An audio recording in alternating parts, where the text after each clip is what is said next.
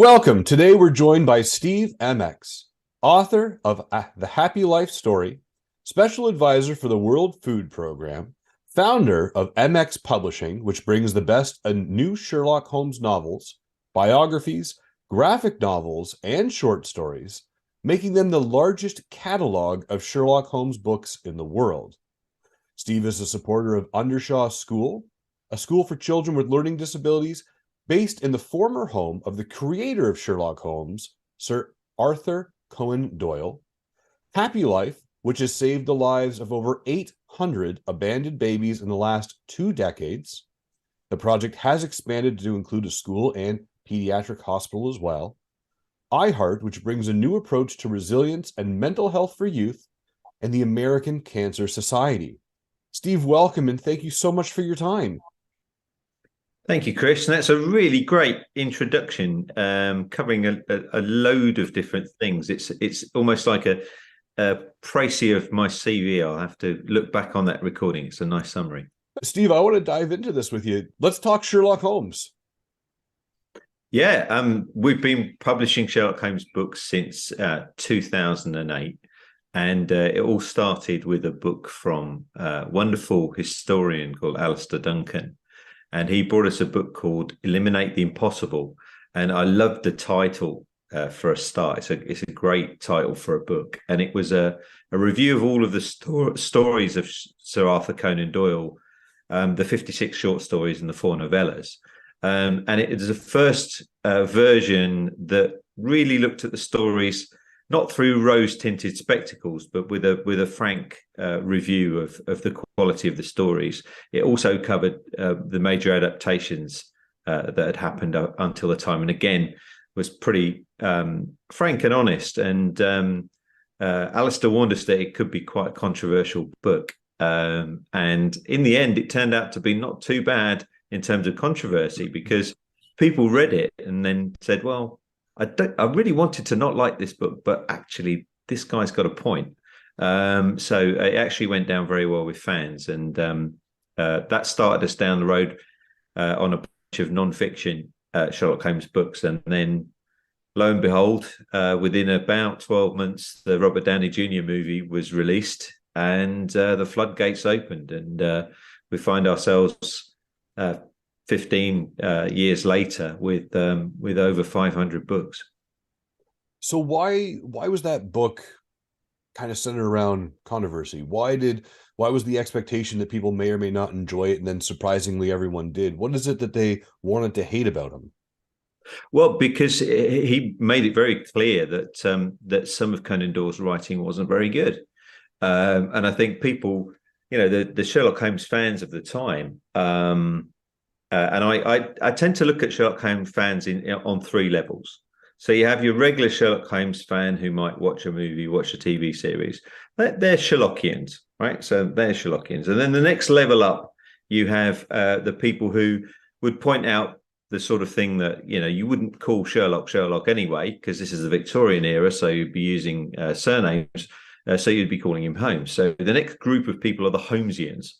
Right, so you've got the Sherlockians at the bottom of the pyramid, you've got the Holmesians, and then you've got the really, I would say, the really tough group to please at the top, which is the top of the pyramid, and they are the Doyleans. So these are the guys that really know their Doyle inside out. And I think when the book first came out, there were a lot of Holmesians and Doyleans that were saying, "This is outrageous. How can you say that some of his writing isn't very good?" And some of his stories weren't very good. I wouldn't say that they were terrible, but they certainly weren't anywhere near up to the standard of the high standard that they'd set in some of the other stories. And Alistair went through the canon and very clearly articulated that. And we got some great reviews of people sort of saying, "I picked this up wanting to hate it, but then actually I quite liked it."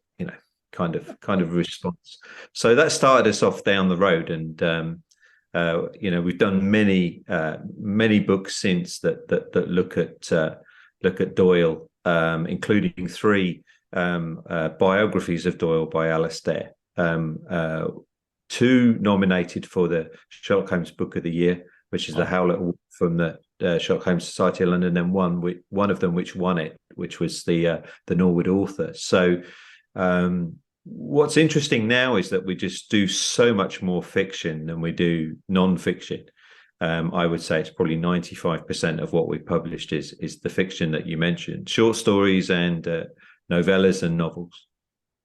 So why do you believe that is? Why is 95% of the content now fiction? I would say it's because that's what the fans want. That's what sells. I think you've got a core group of very interested historians, are very interested Sherlock Holmes fans that want to consume the non-fiction. But the non-fiction is kind of a niche within a niche. So I think in previous interviews, somebody liked the phrase "we're the biggest small publisher that you're going to find," right? So we're tiny. There's just really myself and my wife that run Emecz, and yet we're the largest Sherlock Holmes publisher in the world by a nautical mile, to use that phrase. But we're tiny because we're operating within a very, very tight niche. And then the non-fiction is, a subset of that niche. And there's a lot of fans that like the traditional Sherlock Holmes, and they just can't get enough of it, and any more stories that we can produce, they want to consume them. So what is it about Sherlock Holmes? What is it that, people hear the name Sherlock Holmes, they love it, they gravitate towards it? Why Sherlock Holmes? Why hasn't he kind of been, fallen off of the falls, if you will, and as the times have come through? What keeps Sherlock Holmes going? He has kind of roller coasted over the years, though. So if you look, I think there's a couple of graphs that have been produced of the size of the fan base of Sherlock Holmes over the years, and you see the spikes when the major adaptations are released from Basil Rathbone, Jeremy Brett, then Robert Downey Jr., Benedict Cumberbatch, and others that have gone through. But Sherlock Holmes endures for a couple of reasons, I think. I think firstly is that it really was the very first deductive mystery character. So Conan Doyle is often referred to as the father of all modern crime fiction, and crime fiction is the largest genre in the world. It's the most popular. I think that's the first, but I think the second element to it is that the characterization with Watson is incredibly clever, having that relationship between the two of them, and that deep friendship. And at the cornerstone of the actual character itself, so rather than the setup and the format, is this kind of solid honesty at the center of Sherlock Holmes that people really love to identify with. And then the other format element, I think, is the deduction style, which has been has been copied and been inspired so many adaptations over the years. Anybody that's listened to any other interviews I've been in will get annoyed by my next comment, because I always say it, which is that my favorite adaptation is actually House, which is the TV medical drama starring Hugh Laurie, and that is it's a very, very clever nods to the canon. He has a problem with his leg, which is a nod to Watson. His sidekick is called Wilson, as to Watson. So, and he deduces these medical challenges.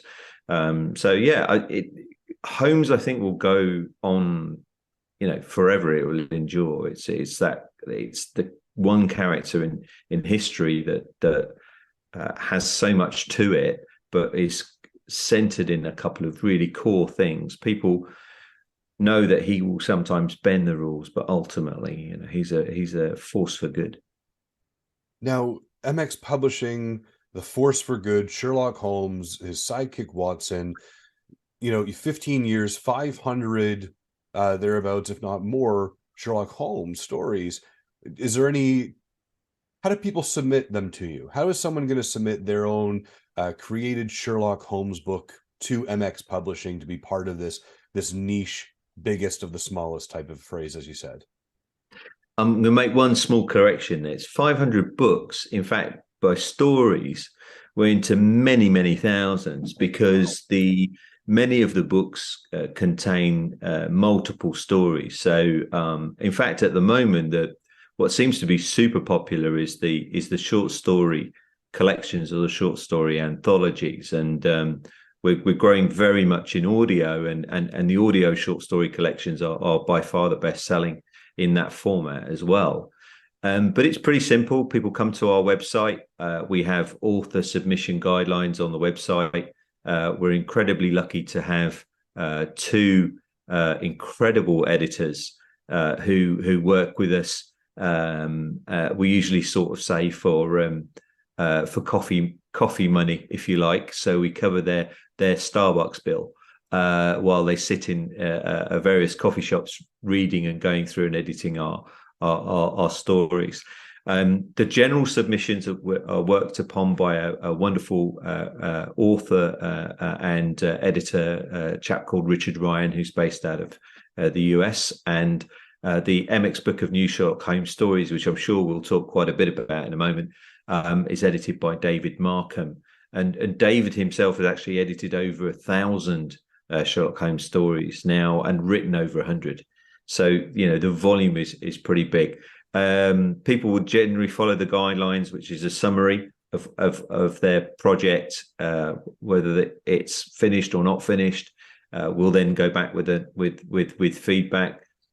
Generally, if it's well written and they've done their hard work on the storyline, we will generally try and accommodate whatever we can. Over the years, we've done crossovers, we've done fantasy, we've done children's books, comic books, you name it, we've done it. Holmes and Watson both being female, many different versions. We have a small imprint, a sister imprint called Orange Pip Books, which we use to publish when it's something that's beyond what the traditional fan base would probably work with.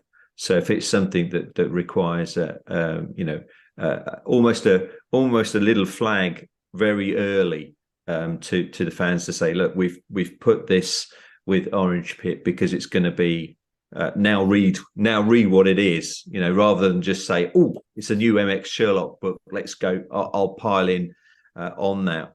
We use Orange Pip sometimes to telegraph a more inclusive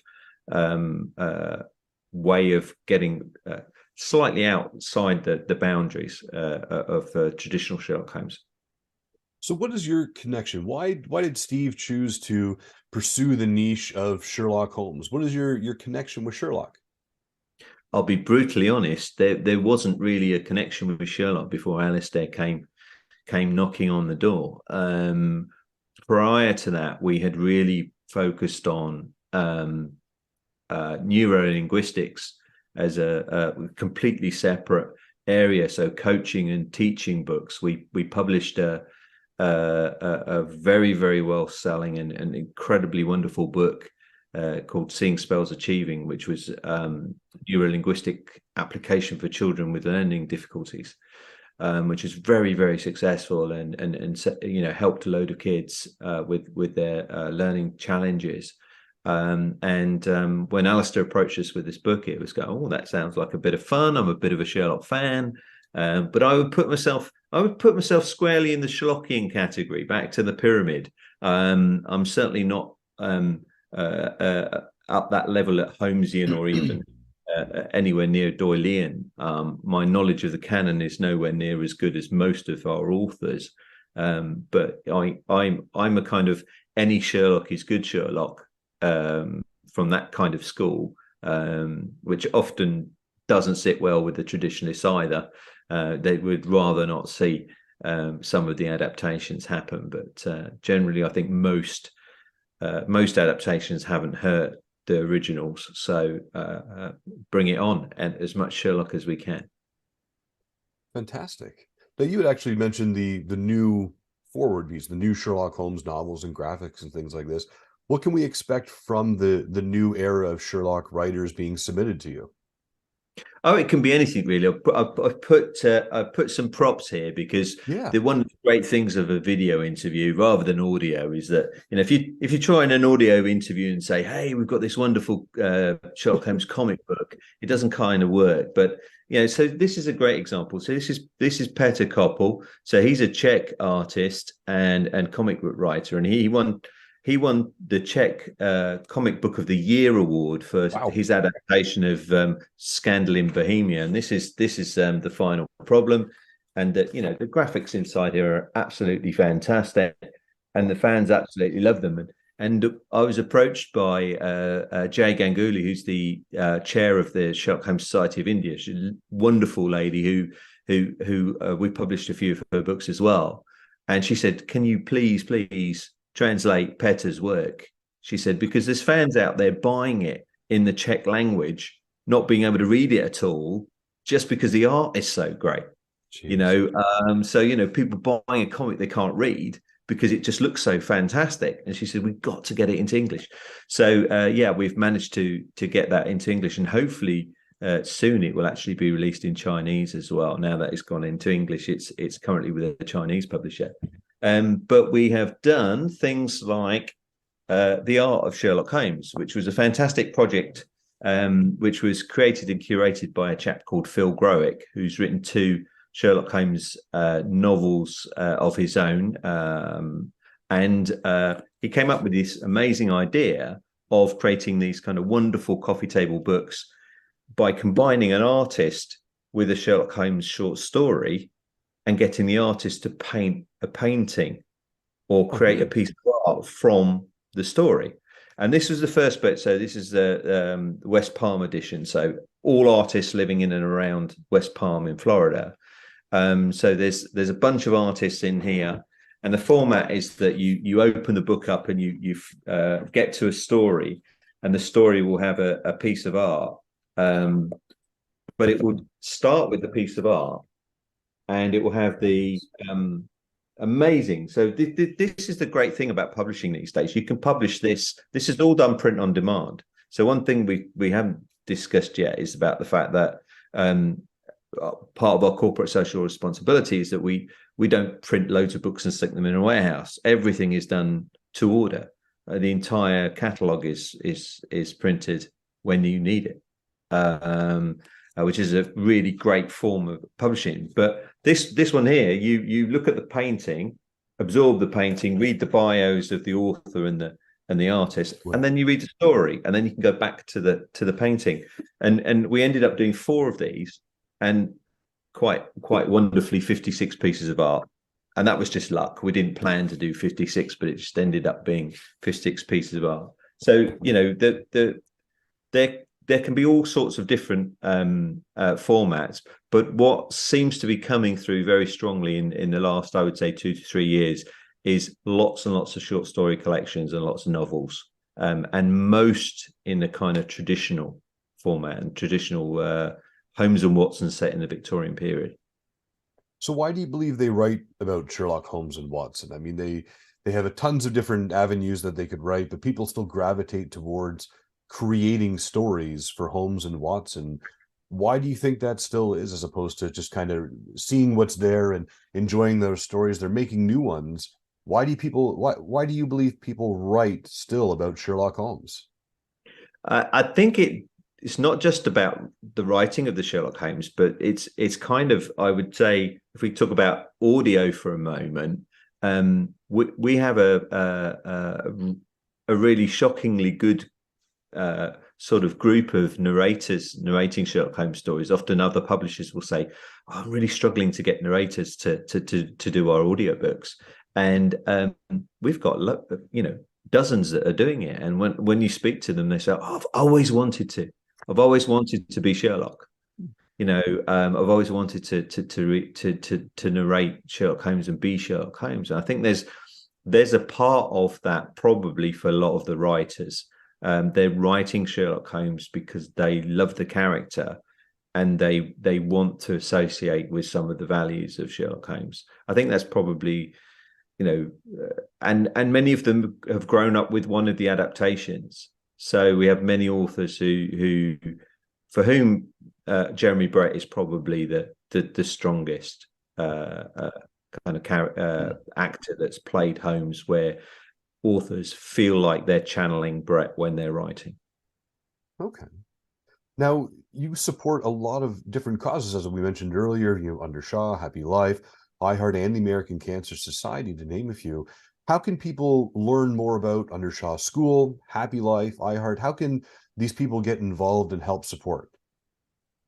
Yeah, it's a great question, Chris. So on our website, we have an About Us section. So people can go there and click on a link. So there's a little bit about each of the programs that we work with. And they can click that link and it will take you through to the website of the different organization. But I'll give you a quick summary of three of the programs, if you like, or three of the organizations. Yes, please, absolutely. If I start with Happy Life. So Happy Life, we actually wrote a book, which this is the second edition, as you mentioned earlier, the Happy Life story. So it's written by my wife and edited by myself. And it's really a summary of the first 15 years of the Happy Life project. So we have this is the young lady that's on the front cover, she's now another 7 years older. So she's a wonderful future leader called Leia.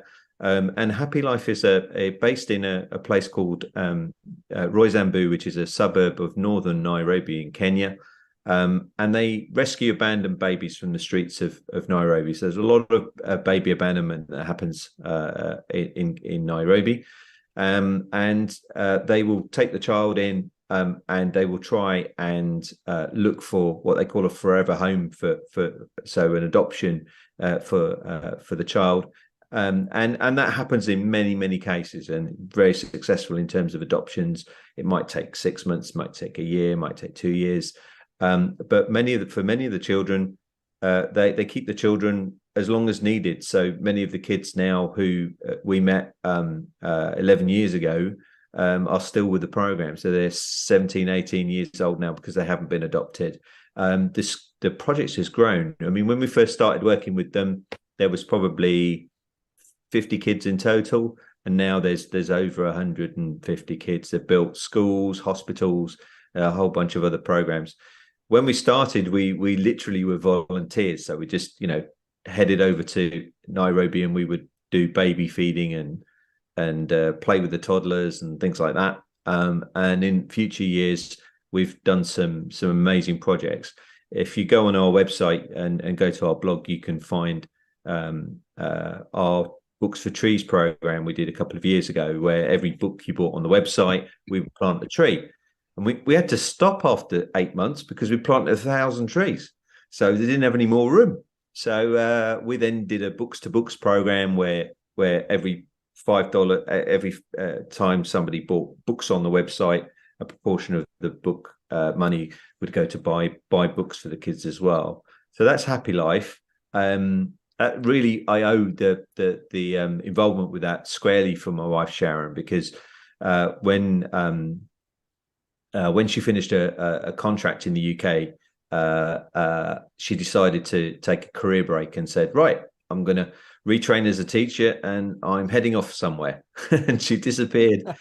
She disappeared to Kenya for a month to work with Happy Life. And when she came back, she said, right, you're coming with me. We're going to go back. And we went back every Christmas for the next decade to spend time with the kids and work with the project. Second project really is Undershore. So I'd encourage everybody who's listening to this or watching this to go and look at the Undershore website. Undershore is an incredible place. It's so inspiring. It's the former home of Sir Arthur Conan Doyle. He had a hand in designing the house for his wife because his wife was very sick. And the doctors had said that the wife would benefit from lots of light. So he designed a house which was very different from the houses of the time. So at the turn of the century, this had very, very, very wide windows from bottom to top. So it was very an unusual design. And it was built on the top of the and top of the hill facing south, facing down into the valley in Surrey. So you got incredible light with incredible views there. And he entertained some amazing people, other writers like Bram Stoker and various others. And he wrote many of the Sherlock Holmes stories in the building. It changed hands many times over the years and eventually became derelict. And in the early 2000s, we were alerted to the fact that there was a developer trying to knock the building down. Oh. It's part of British history, and we were part of a big project called Save Undershore, and we actually wrote a book called Sherlock's Home, the Empty House. Actually, I say we wrote a book. We published it. It was written by fans, and it was put together by a wonderful website called Sherlockology. And they had some incredible people participate. Stephen Fry, Mark Gatiss, and a number of really, really famous people got involved. And we actually published the book from a standing start to having it in our hands at the High Court to, when it was going to court to stop this developer. They wanted to do it ready for the court date. And we went from nothing to fully published book in our hands inside a month. Wow. And then we released another 8 languages versions of it around the world because the fans wanted to know about this. So Undershore then got bought. The great news, kind of like the happy ending to the story, is Undershore was bought by a school called Stepping Stones, which is around the corner from the building, because they needed to expand. It needed a bigger place. And a wonderful chap called David Forbes Nixon invested a very large sum of money. I don't think we're allowed to say exactly how much money he put in, but it's over £5 million. So it's a significant amount of money to buy the building and completely restore it back to its former glory and build a school next door. So The school is actually the 2 buildings. It's the beautiful old building from the turn of the century, over 100 years ago, and a brand new school right next to it. And it's a brilliant place to visit. It's a great place to look at online. And shortly before the school was being bought, the building came along a project from this chap called David Markham. So David Markham is one of our authors, and the way David tells it, and I know you're going to interview him, so I don't want to steal all of his thunder. But the way David tells it is that he woke up one morning with the inspiration that we got to get more traditional stories. There's just too much of these adaptations out there with all the modern stuff. We've got to get back to basics. And he approached me and said, look, I want to put together an anthology of the best Sherlock Holmes writers from all over the world, and we want to beat the world record for the most amount of new Sherlock Holmes stories in an anthology. So the current record was 26. We want to do 30 in one book. Do you want to do it? And I said, yeah, that sounds good. And then he came back to me a few weeks later and said, got a bit of a problem, Steve. It's not going to fit in a book because we're way over 30 stories now. But this has really captured the imagination of the writers around the world. How do you feel about 2 volumes? Can we stretch it out to, 2 volumes of maybe 25 each? I said, yeah, sure. Yeah, no problem. It's, modern publishing. We can do all that. And then, lo and behold, a few more weeks go by and he comes back and says, got a bit of a problem. We can't fit it into 2 volumes. Can we make it 3 volumes? And we ended up with 60 stories. Wow. 3 volumes, and we launched it in London, and it was a fantastic affair. And he came over for it, and it was just quite incredible. And I'm very proud to say that now, if you fast forward 8 years later, we are still producing volumes. We've just produced volumes 37, 38, and 39. They're all this big, right? So, to give you an idea, compared to a normal book, they're pretty big. They all cover about 30 stories in them, and they're all traditional stories from writers all over the world. And we are up over 800 stories, over 15 million words. You need a massive shelf to put 39 of these across. This is the hardcover version, so the lovely dust cover, but we do paperback versions as well. So we've raised all of the royalties from all the authors go to Undershaw, and the project has raised over $110,000 now for the school. And yeah, I mean, I just owe all of the thanks to David and the writers, really. I often say we do the easy bit. We stick it on a computer and it prints out, and it's a bit more complex than that. But the hard work's done by the authors and the editors. But yeah, it's a lovely project, and we're looking to we have a club at the moment where people could subscribe for one of these every month, and we're looking to launch a new version of the club for the paperbacks in a few weeks' time, which will enable people to get 3 of the paperbacks in a bundle. Okay. Because again, one of the things that we're looking at really is carbon footprint of even a subscription. So can we reduce the carbon footprint by shipping 3 books once a quarter rather than doing one at a time? 100%. And then the final project we work with really is the United Nations World Food Programme. So we've increased our participation there. I've been a technology advisor for them for the last 7 years, and it's based out of Munich in Germany.